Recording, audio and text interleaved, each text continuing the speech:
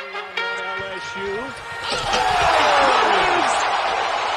Tari Eason, take it easy. Tari Eason, a forward out of LSU, is one of the best defenders in this year's draft. The Seattle, Washington native played for Brandon Roy in high school before committing to the University of Cincinnati, where he played somewhat limited minutes his freshman year, and then after transferring to LSU as a sophomore, he broke out. Coming off the bench, Eason averaged 17 points per game in only 24 minutes, catapulting his name into the first round of this year's NBA draft. Eason's biggest strength is his defensive ability. He averaged almost 2 steals per game and over a block per game for LSU, and was one of the biggest defensive playmakers in college. Eason was a good defender on and off the ball. Given his tools, Eason is also a very defensively versatile player that can guard 1 through 4 and even some small ball 5s. His overall combination of strength, size, and length should be clear-cut positives right off the bat in the NBA. Eason will have no problem battling against stronger players, and he is physically ready for the league. This size and strength also helps Eason mightily as a slasher. Oftentimes, Eason will just drive right at defenders' chests and be able to carve out space in order to finish around the rim. He does possess the knack to blow by slower defenders off the dribble, and likes to spin when he gets into the paint in order to clear room for himself to finish. And finally, Eason is also a very good transition scorer. He can grab rebounds and push the pace himself, and oftentimes he's very hard to stop when he has a head of steam. Eason lived in transition last year for LSU, and this should translate to the league as well. As far as his weaknesses go, there are some concerns with Eason's shooting. Despite shooting a solid 36% from the three-point line last year, Eason was much better from one side of the floor than the other. He also had some bad misses, and his form isn't necessarily textbook. He shot well enough to get by in college, but there are some concerns whether he can replicate that in the NBA. The second concern is his overall finishing skill set. While he is solid when he's able to straight line drive to the rim,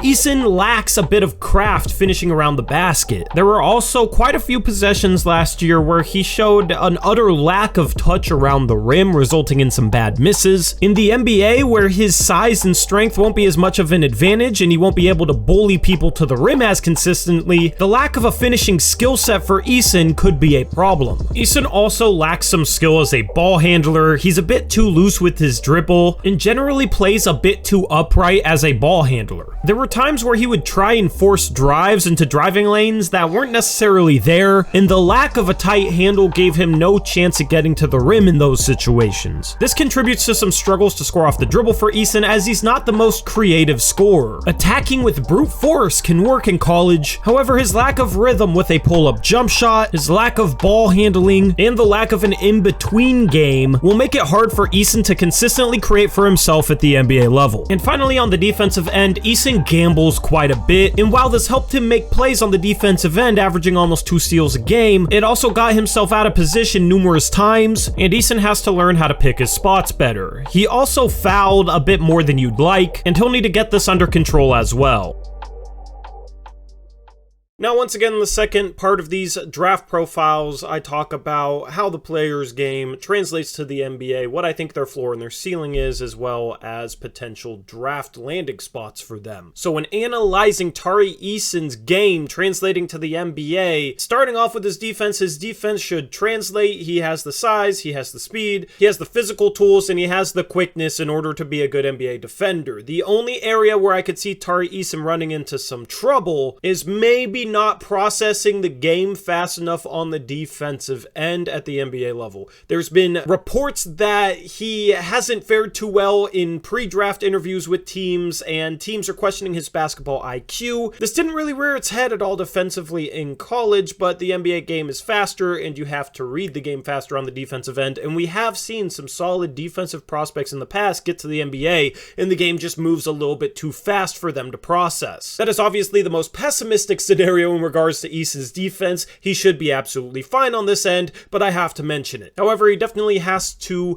pick his spots a little bit better in trying to go for steals and not overextending himself. NBA teams are better at exploiting somebody on the defensive end who tries to gamble for things. And if you've built the reputation as a guy who likes to gamble in passing lanes, teams will be more cognizant of that at the NBA, and they will be able to exploit it. So he has to pick his spots better. He can't just be a guy who sells out for every defensive play. But assuming he figures that out, he should end up being a really, really good NBA defender. Prospects with those steal and block numbers in college generally are pretty safe bets to be good defenders in the NBA, and when you look at all his physical traits, there's no reason to doubt his ability to be a good NBA defender. When talking about his offensive game, that's the key to figuring out Tari Eason as a prospect. He's very raw offensively. He scored well in college, but it was mostly due to physicality, and I'm somebody who never likes the type of prospect who gets by on the offensive end simply by being bigger or more physical than their opponents, because that advantage is not as much of an advantage in the NBA if it still is one at all.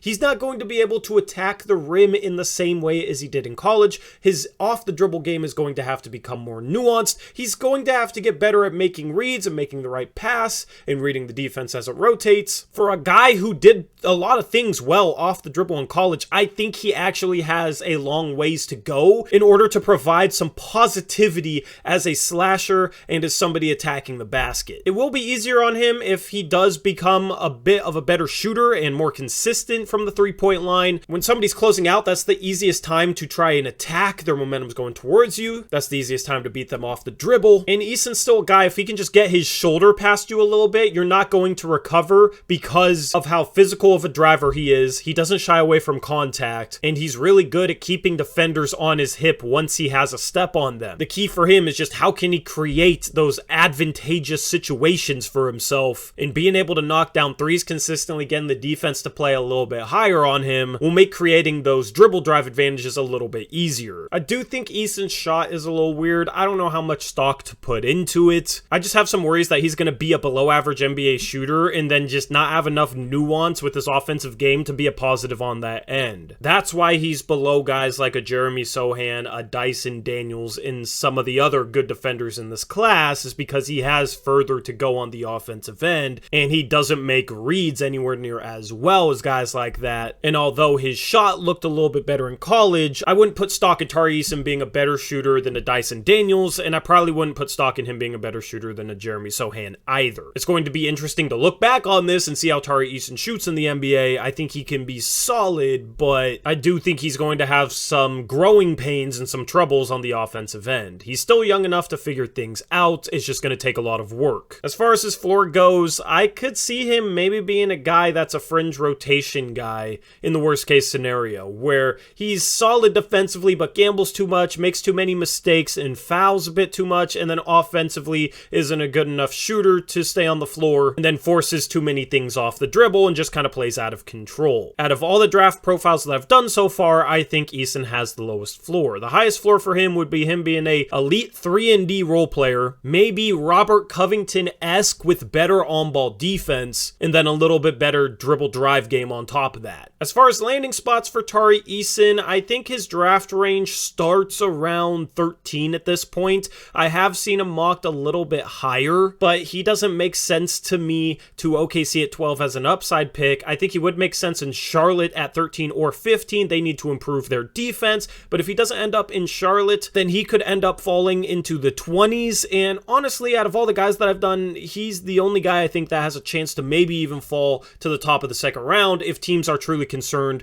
with his lack of basketball IQ and poor interviews that he's been reportedly having. 16 to Atlanta could make some sense, especially if they're looking to trade John Collins or maybe trade DeAndre Hunter before they have to pay him. Houston could also use another defensive forward, but I think the landing spot that makes the most sense in this part of the draft is 18 to Chicago. He could come in and replace Derrick Jones Jr. as a defensive player who's a free agent. Now, of course, when I always talk about these landing spots, there's probably going to be some draft day trades, so there could be a team that trades down for him. Since this is a Blazers channel, if the Blazers end up trading down, I could see them taking him. They just had him in for a pre-draft workout, and I like that they're doing some due diligence with a player like him who might be a target to trade down for. He could come come in and hopefully be a positive defender right away, and then maybe Chauncey Billups, who's a good coach for helping players develop their off-the-dribble game and make better reads on the floor, hopefully he could extract some value out of some of the offensive things that Tari Eason did in college. Given Portland's lack of forwards, that might be the one spot where he could come in and start right away as a rookie. Anyway, let me know what you think about Tari Eason down in the comment section below. Do you like Tari Eason's game? Where do you think he should go in the draft? Where do you have him on your big board if you have one? Let me know your thoughts down in that comment section.